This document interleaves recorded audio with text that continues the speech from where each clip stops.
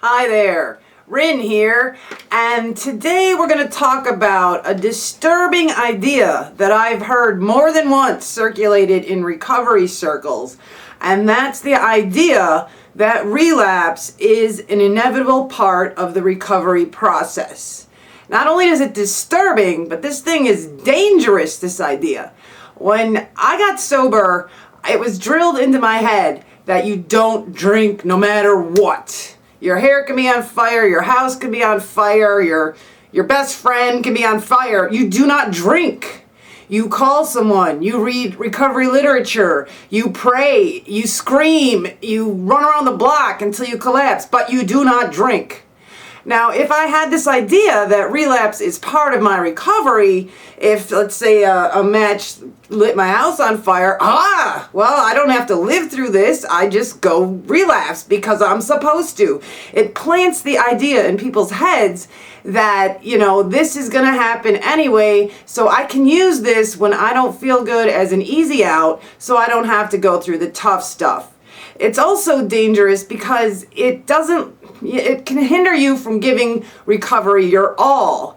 Because if you figure you're going to relapse anyway, so why put in all this effort? Why go to as many meetings as you think could help? Why call people and talk? Why get a recovery coach? Just, I don't have to do all this stuff because I'm going to relapse anyway, so I might as well just, kind of ride easy until it happens. And it's also dangerous because it becomes a self-fulfilling prophecy.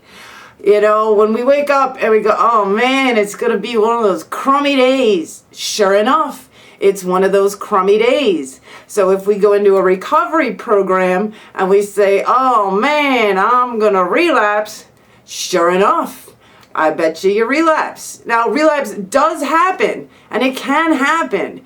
And if it does happen, it's not necessarily the end of the world. I mean, it can be. There are stories of people that go back out there and never come back in. And there are stories of people who go back out there who come back in stronger, wiser, and more determined than ever. And that's amazing and beautiful. But telling people that relapse is a part of recovery is kind of like when you learn to drive a car.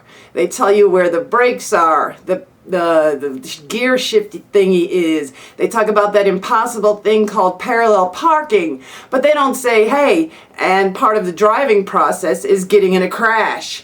So, if they did that, sure enough, 4 weeks into driving your brand new car and your brand new license, you just go crash because they told you would.